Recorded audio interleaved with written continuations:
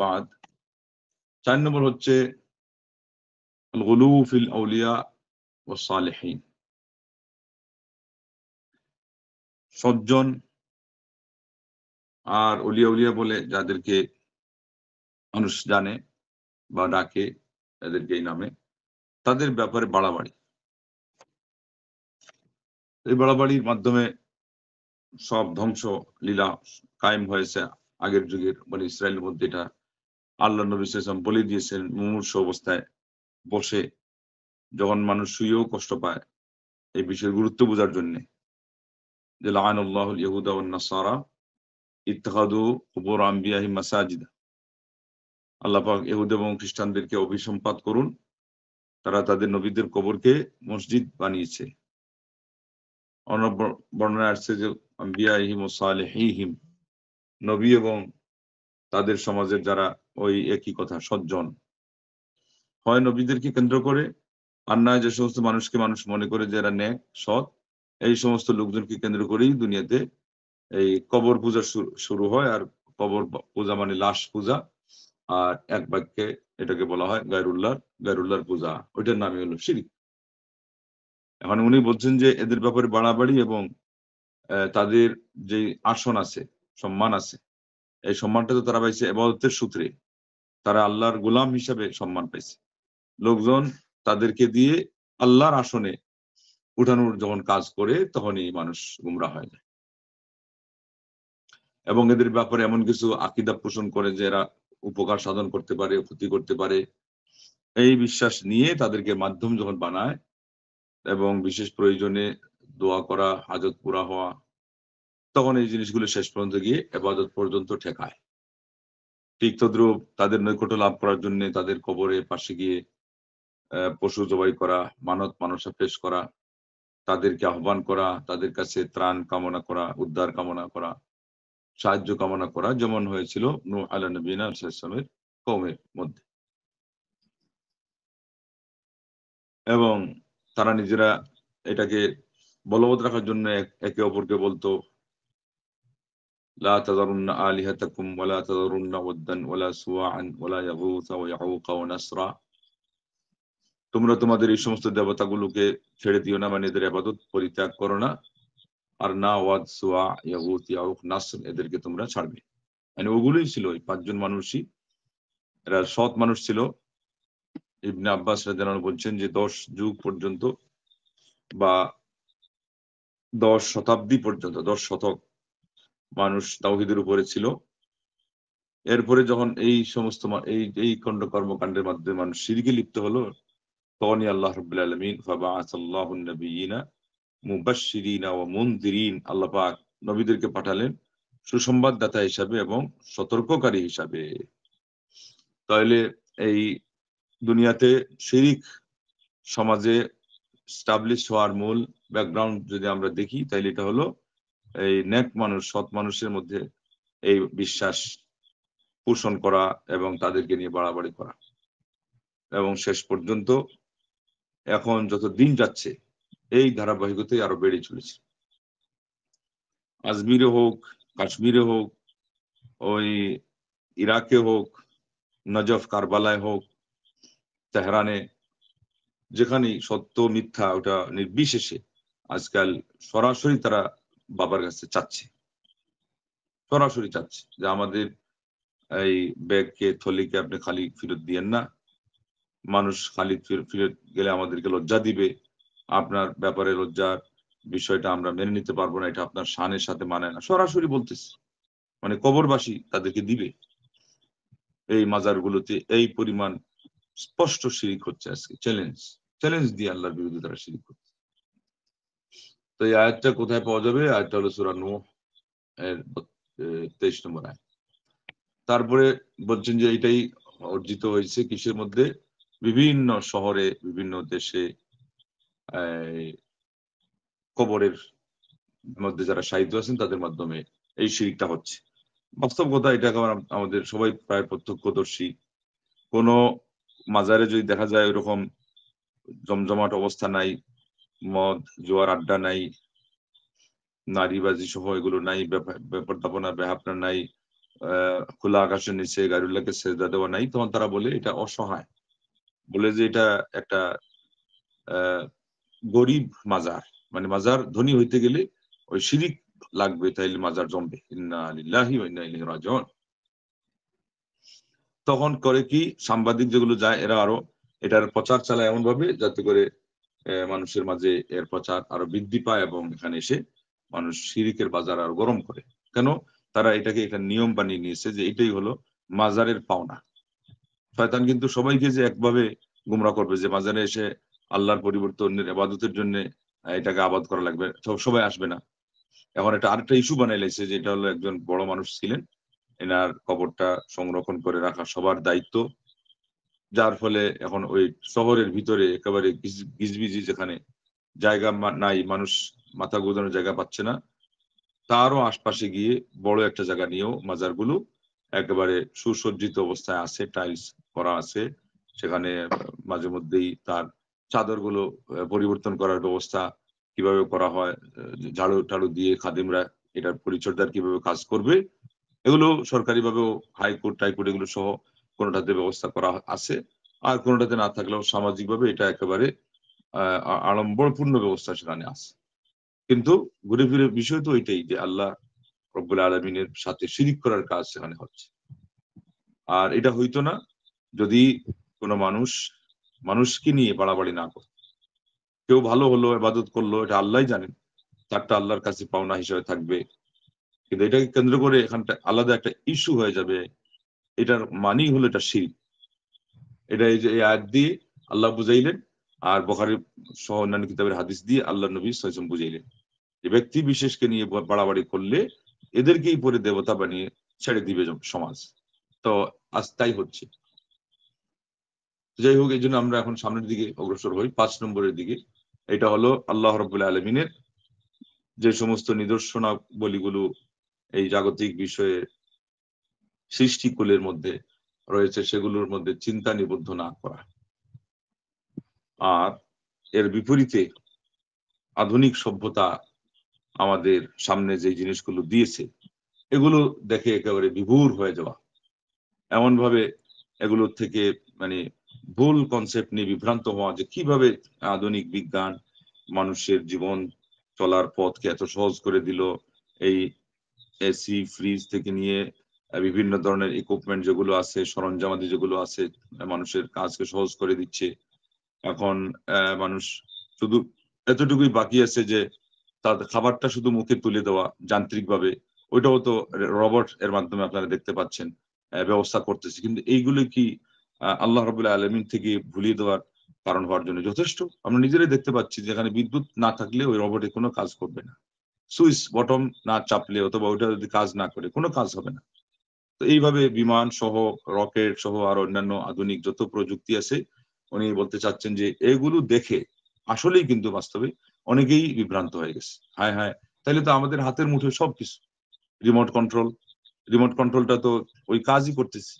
এমনকি এখন যুদ্ধাস্ত্রগুলো রিমোট কন্ট্রোলের মাধ্যমেই ব্যবহার হচ্ছে ইদানিং।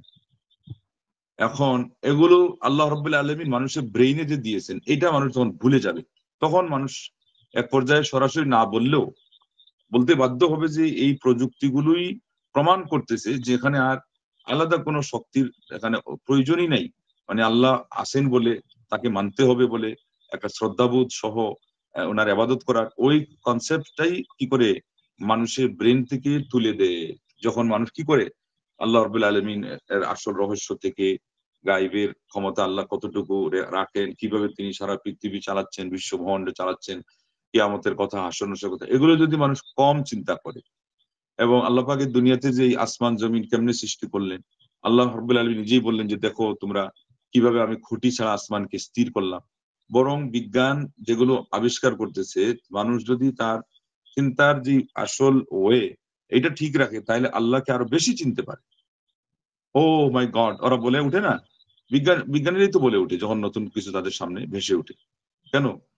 তাদের ওই যে জন্মসূত্রে যে অন্তরটা ওটা কিন্তু এই জিনিসগুলোকে মেনে নেওয়ার মতো একটা যোগ্যতা নিয়ে তৈরি।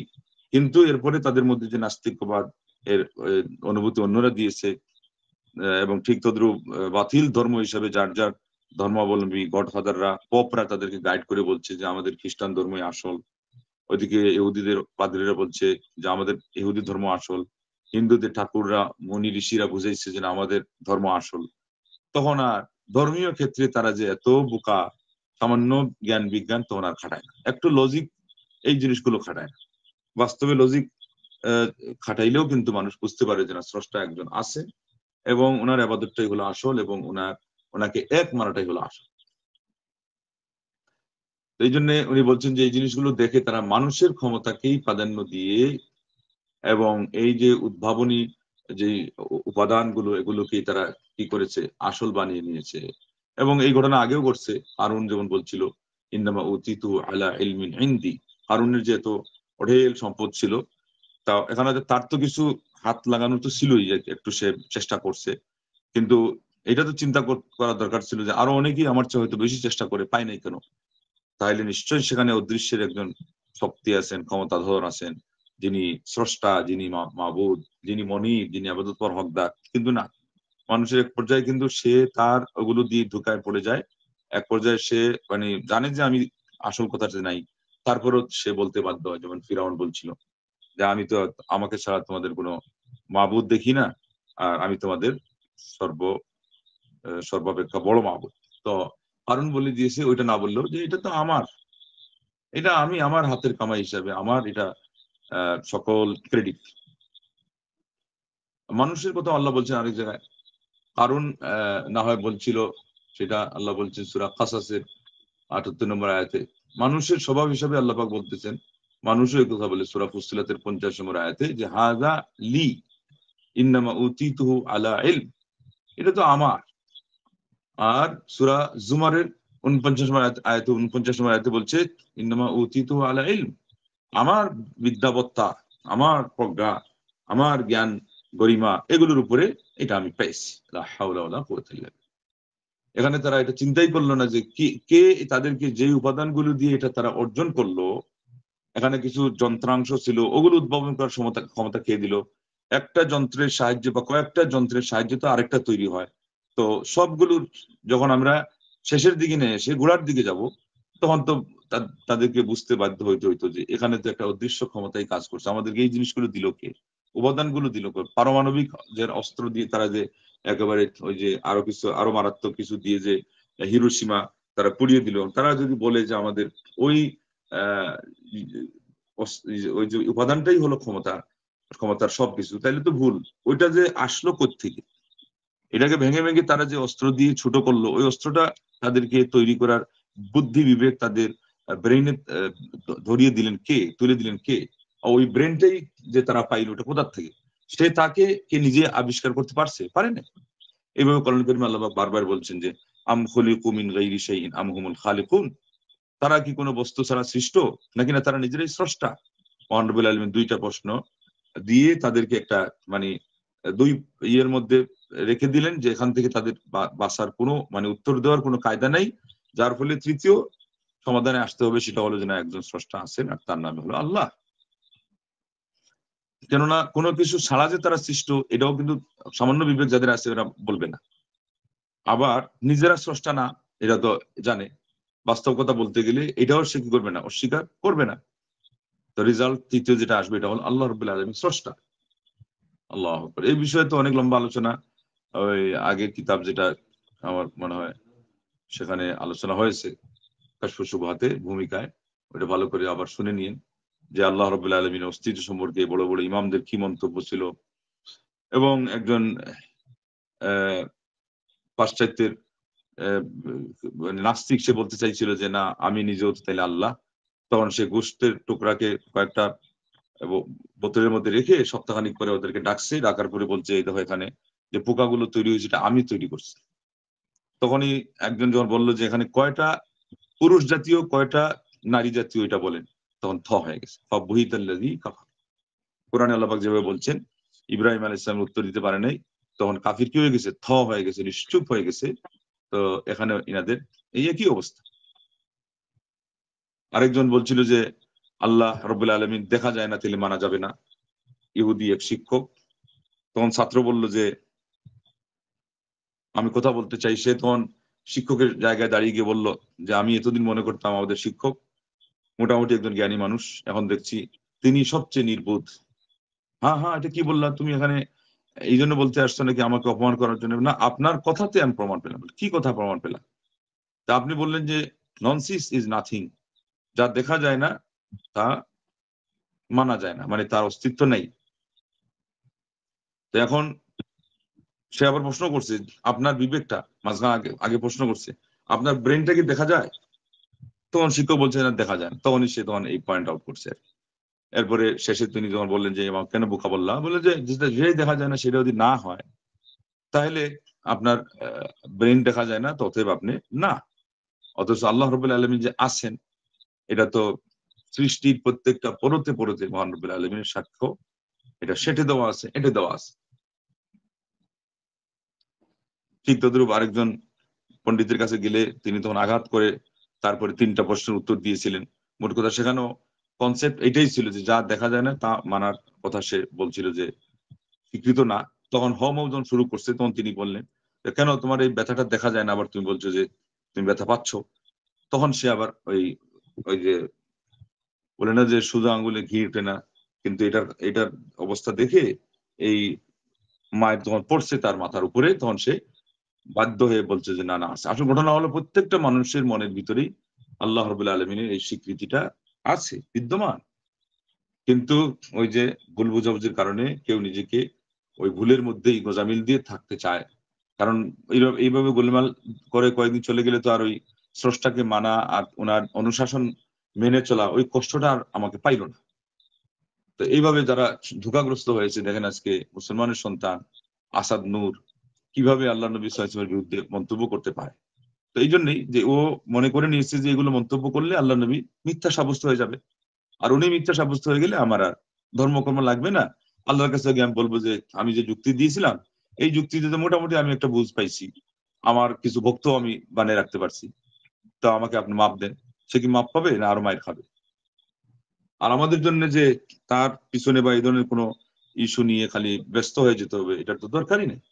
বুখারী শরীফের হাদিসে আল্লাহ নবী সাল্লাল্লাহু আলাইহি ওয়াসাল্লাম বলেছেন, আজকে আমি একটা পোস্ট দিয়েছি, হাদিস নম্বর হলো কত, আল্লাহ নবী সাল্লাল্লাহু আলাইহি ওয়াসাল্লাম বলেছেন যে আমাকে তোমরা দেখো না যে আল্লাহ রাব্বুল আলামিন কিভাবে আমার অধিকার তিনি সংরক্ষণ করেন, 3533 কিভাবে আল্লাহ রাব্বুল আলামিন আমার সম্মানকে সংরক্ষণ করেন এবং শত্রুদেরকে প্রতিহত করেন। তারা বলল কিভাবে? বললেন যে তারা তো আমাকে গালি দেয়, আমাকে অভিসম্পাত করে, মুজাম্মামান বলে যে আমি নিন্দিত, আমি একজন দূষণীয় মানুষ। কিন্তু আল্লাহ রাব্বুল আলামিন আমাকে বানিয়েছেন মুহাম্মদ, মুহাম্মদ অর্থই হলো আমি বহুল প্রশংসিত। এগুলো বললেই কিন্তু তাদের উপরে মার পড়ে যাওয়ার কথা। সেই সাথে যেখানে বললে কাজ হবে, আইনের আওতায় আনা, এটা কায়দা কৌশলে বলতে হবে। কিন্তু আমরা যে বারবার সেটা দিচ্ছি তার ছবি সহ, এটাতে কিন্তু তার ইস্যু বাস্তবায়ন হচ্ছে, তার প্রচার হচ্ছে। এবং আমাদের সমাজে এইভাবে নাস্তিকদের সংখ্যা এবং নাস্তিক্যবাদের প্রবণতা মাথাচাড়া দিয়ে আরো বেশি উঠতেছে। এই জন্য ইলম শিখার কাজ করতে হবে। এই যে ইলম শিখে যেভাবে কথা বললে মানুষ তাদের যে ভুল থিওরি ওগুলোকে ভুল বলে বুঝতে পারে, এগুলো তাদের সামনে আহ প্রকাশ পায়, সেইভাবে আমাদেরকে কথা বলতে হবে, এগিয়ে আসতে হবে। তখনই আল্লাহ রাব্বুল আলামিন আমাদেরকে যেই আয়াত দিয়েছেন যে আমরা এই আয়াতগুলো এইভাবে চিন্তা করব, আল্লাহ খালাকাকুম ওয়া তা'মালুন, আল্লাহ তোমাদেরকে সৃষ্টি করেছেন, তোমাদের কাজগুলোকে সৃষ্টি করেছেন।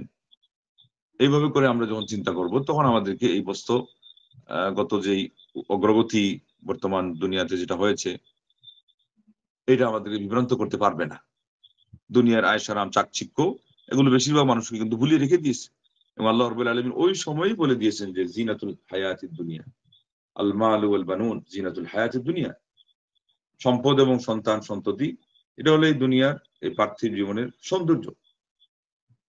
যুজিনা লিন-নাসি হুব্বুশ শাহাওয়াতি মিনান নিসাই ওয়াল বানিনা ওয়াল কানাতিরিল মুকানতারাতি মিনাদ যাহাবি ওয়াল ফিদ্দাতি ওয়াল খাইলিল মুসাওয়ামাতি ওয়াল আনআমি ওয়াল হারথ যালিকা মাতাউল হায়াতিদ দুনিয়া। এগুলো আল্লাহ বলে দিয়েছেন।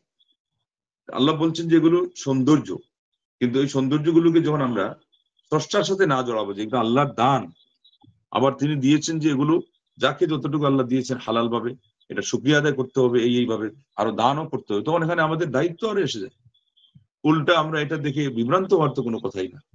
কিন্তু আধুনিক জগতে এসে মানুষ আরো যখন আধ্যাত্মিকতা দূরে সরে গেছে, আধ্যাত্মিকতা থেকে এবং তাওহীদের জ্ঞান থেকে, আল্লাহর পরিচিতি থেকে, তখন এগুলো হয়েছে। এবং এগুলোর একটা সম্পর্ক আছে, আমরা যখন যারা ইলম শিখতেছি তাদেরও যখন ইলমটা আমরা নিয়মতান্ত্রিক শিখছি না। কারণ ইমাম ইবনুল কাইয়িম রাহিমাহুল্লাহ, ইবনুল মুবারক, আব্দুল্লাহ ইবনে মুবারক রাহিমাহুল্লাহ বলছেন যে আদবের ব্যাপারে অলসতা করলো তাকে আল্লাহ সুন্নত থেকে বঞ্চিত রাখবেন, বঞ্চিত রাখার মাধ্যমে শাস্তি দিবেন। যে সুন্নতের ক্ষেত্রে অবহেলা প্রদর্শন করবে তাকে আল্লাহ পাক ফরজ কাজ থেকে বঞ্চিত রাখার মাধ্যমে শাস্তি দিবেন। আর যে ফরজ কাজে ত্রুটি করবে, অবহেলা করবে, আল্লাহ পাক তাকে আল্লাহর পরিচিতি মানে তাওহীদের জ্ঞান থেকে আল্লাহ পাক মাহরুম করে, বঞ্চিত করে তাকে শাস্তি দিবেন। লা হাওলা ওয়ালা কুওয়াতা ইল্লা বিল্লাহ। নিয়মের ভিতরে যেটা ইলম চর্চা হচ্ছে ওটাও যদি না হয় তাহলে আপনার দেখবেন বরকত নাই, দেখবেন যে উপকারিতা নাই, দেখবেন যে তার অ্যাকশন, তার যে প্রভাব, তার যে প্রতিক্রিয়া, সেটা আমাদের সমাজে ওইরকম নাই। তো এই জন্য এই আয়াতটা আপনারা পাইলেন, আল্লাহ তোমাদেরকে সৃষ্টি করেছেন এবং তোমাদের কাজগুলো সহ সূরা সাফফাতের 96 নম্বর আয়াত।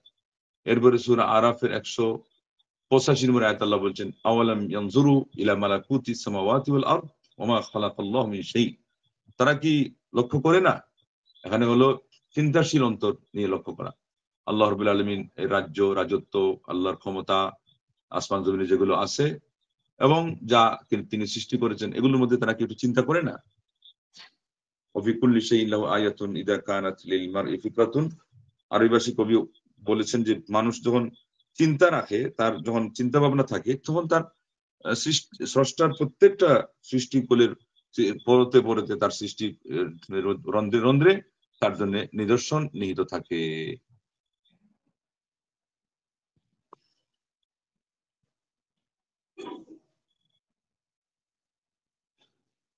এরপরে আল্লাহ রাব্বুল আলামিন বলছেন, আল্লাহুল্লাযী খালাকাস সামাওয়াতি ওয়াল আরদা ওয়া আনজালা মিনাস সামাই মাআন ফাআখরাজা বিহি মিনাত থামারাতি রিজকাল লাকুম। আল্লাহ রাব্বুল আলামিন তিনি সে আল্লাহ যিনি আসমান জমিন সৃষ্টি করেছেন এবং আসমান থেকে বাড়ি বর্ষণ করেছেন, এর মাধ্যমে তোমাদের জন্য শস্যাদি উদ্গত করেছেন যা তোমাদের জীবিকার কাজ হয়। আর তোমাদের জন্য মহান রব্বুল আলামিন জাহাজ, স্টিমার এগুলো প্রবাহিত করেছেন যা সমুদ্রের মধ্যে চলতে থাকে আল্লাহর নির্দেশে। আরো তিনি তোমাদের জন্য প্রবাহিত করেছেন নদী নালা। ওয়াসাখখারা লাকুমুশ শামসা ওয়াল কামার, আল্লাহ রাব্বুল আলামিন তোমাদের জন্য চালিত করেছেন, তোমাদের বাধ্য করে দিয়েছেন আসমান, চন্দ্র এবং সূর্যকে দাইবাইনি, একেবারে স্থির এবং স্থায়ীভাবে কন্টিনিউয়াসলি সেগুলো তাদের দায়িত্ব পালন করে যাচ্ছে। এমন হচ্ছে না কোনোদিন যে ডিউটি পালনে একদিন সূর্য অলসতা করেছে বা আরেকদিন চন্দ্র অলসতা করেছে।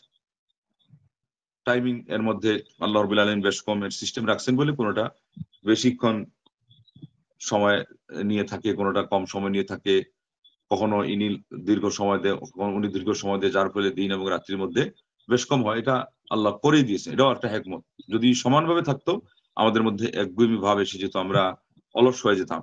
এখন যে নামাজের মধ্যে টাইমিং যখন বেশ কম হচ্ছে, যে আজকে কিছু আগাচ্ছে, কালকে কিছু পিছাচ্ছে, তখন আমার শিডিউল গুলো আমি মানে সতর্কতার সাথে আমি পরিবর্তন করতে বাধ্য হচ্ছি।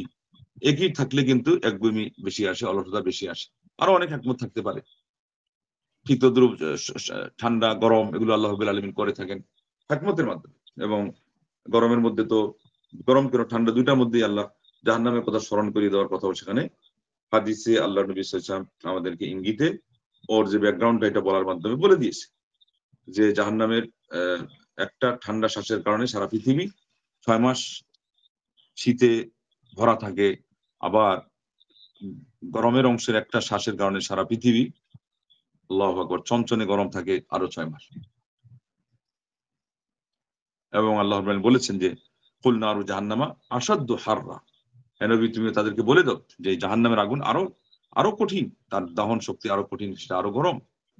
এবং হাদিসে আসছে ওইটা হলো দুনিয়ার এই আগুনের চেয়েও আরো 69 গুণ বেশি তার তাপদাহ। লা ইলাহা ইল্লাল্লাহ।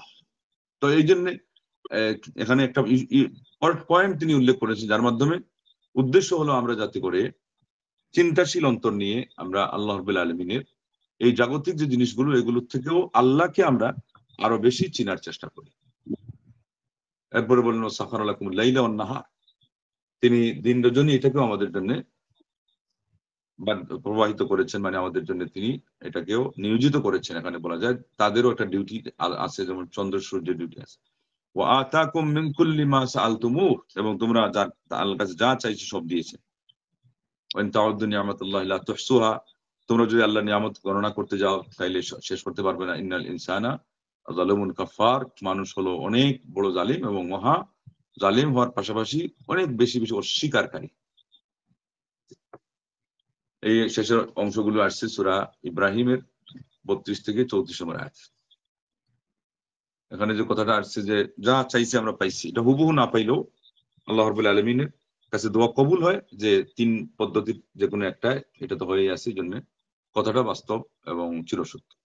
6 নম্বর হলো আজকে আমাদের বেশিরভাগ বাসাবাড়ি এগুলো সুষ্ঠু দিক নির্দেশনা থেকে গাইডলাইন করা থেকে আজকে মুক্ত, বা আমরা বলবো যে বঞ্চিত, খালি হয়ে আছে।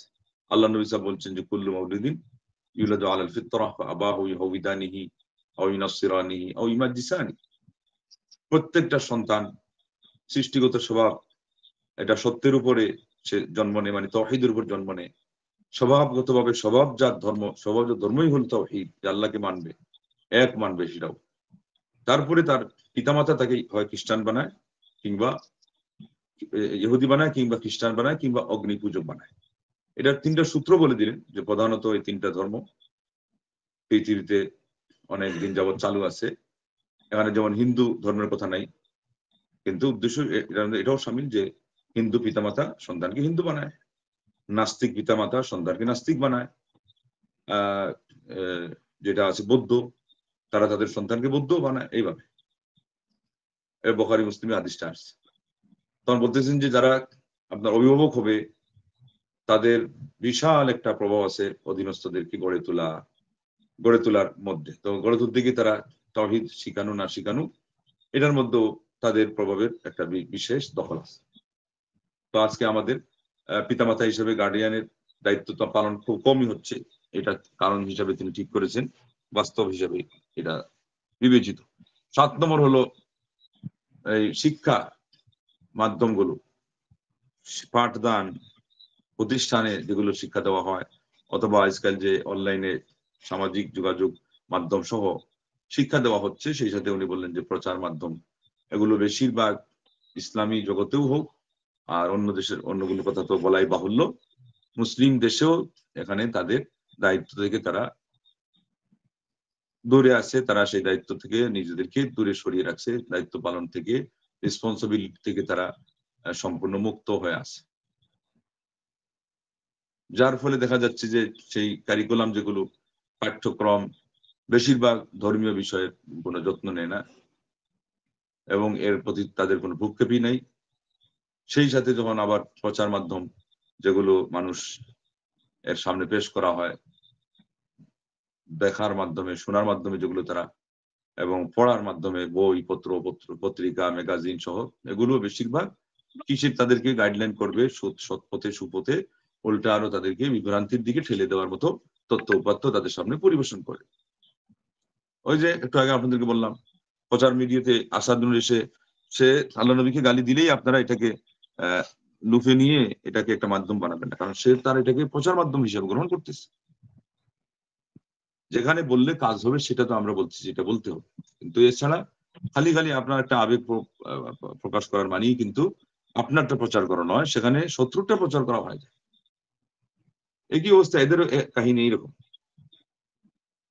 পশ্চিমা দেশগুলোতে মুসলমানদেরকে এরা নাকি সন্ত্রাসী, আমাদের নবী সাল্লাল্লাহু আলাইহি ওয়াসাল্লাম সহ, এটা সাব্যস্ত করার জন্য 2 মিনিটের একটা ভিডিও ক্লিপ তারা প্রচার করেছিল, ওই আগে, অনেক আগে।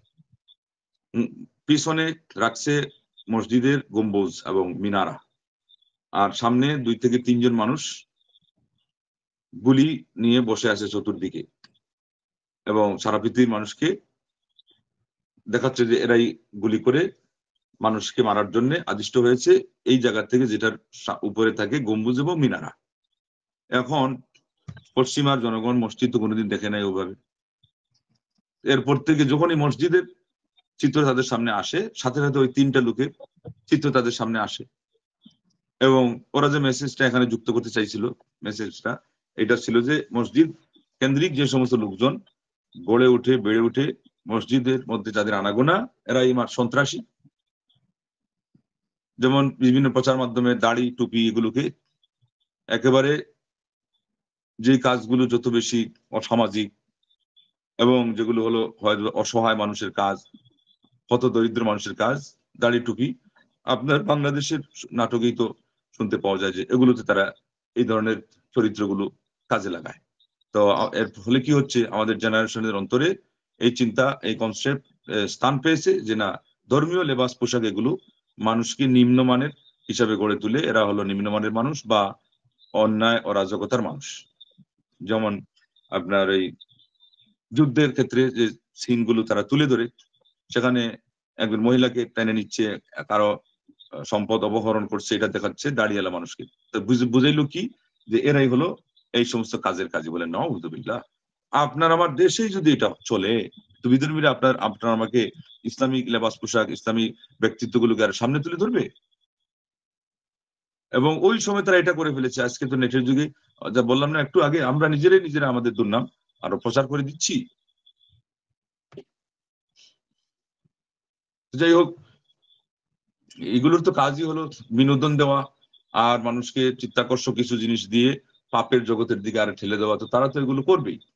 এগুলো যদি আমরাও সতর্কতার সাথে না নেই, তাহলে এবং এর মোকাবেলায় আমরা আরো শক্তিশালী অস্ত্র নিয়ে, আমাদের জ্ঞান গরিমা নিয়ে, যুক্তি তর্ক নিয়ে, বুদ্ধিমত্তা নিয়ে, ঠান্ডা মাথা নিয়ে, শত্রু যেভাবে যেই পথে আসে আমরা সেটাকে প্রতিহত করা যে কিভাবে, কোনোটা আছে আমাদের জেনারেশনের চোখের সামনে না আনতে দিয়ে, কোনোটা আছে এগুলোকে যখন এসে গেছে তখন প্রতিহত করতে দিয়ে, যখন আমরা না দাঁড়াবো তখন পর্যন্ত আমরা এগুলোকে প্রতিহত করতে পারবো না। তো এখানেই এই পর্ব শেষ। আরেকটা ঘটনা না বললেই নয় যে শত্রুদের ব্যাপারে আপনি সতর্ক করবেন, ওটাও যদি বুদ্ধিমত্তার সাথে না হয় তাহলে কি ক্ষতি। আগের যুগে এটা, তাও এখনকার এই যে সোশ্যাল মিডিয়ার আগে টিভি চলতেছে ওই সময় আর কি, একজন খতিব খুতবার মধ্যে বলে দিয়েছেন যে একটা সিনেমার মানে অনুষ্ঠান হবে 3টায়, কথার কথা। জুমা হচ্ছে 12টা থেকে 1টার দিকে, 1:30 2টার দিকে, কিন্তু উনি বলছেন যে আজকে 3টার সময় এইরকম একটা সিনেমা হলে প্রোগ্রাম প্রচার হবে, এই প্রোগ্রামে এটা দেখানো হবে, ওটা দেখানো হবে। মানে উনি আরো বিস্তারিত বলতেছেন যে মানুষ যাতে সাবধান হয়। এই দেখেন এবার এখান থেকে কতটা শিক্ষণীয় পাওয়া যাবে যে কোন সমাজের জন্য কোনটা বলাই লাগবে না, কোনটা বলতে গেলে কি পরিমাণ বলতে হবে, কোনটা আল্লাহু আকবার। তো উনি যত বেশি ব্যাখ্যা দিয়েছেন না, এবং মানুষকে সাবধান করেছেন, আবার ওই টাইমও বলে দিয়েছেন। তো রিপোর্টে আসছে যে এই সিনেমা যত মুসল্লিরা দেখছে, অন্য কোনটা আর তত মুসল্লিরা দেখে নাই। কেন? খতিব সাহেবের মাধ্যমে জুমার খুতবাতে অ্যাডভাইস হয়ে গেছে, যেটা তারা ওই রাস্তায় বেবি ট্যাক্সি ভাড়া করে, রিক্সা ভাড়া করে, ওই যে দেখছেন না আপনার শহর শহরে ঘুরে বেড়ায় এতটার সময়টা, ওইটার কাজ কয়েকটার কাজ হয়ে গেছে একা খতিব সাহেবের মাধ্যমে।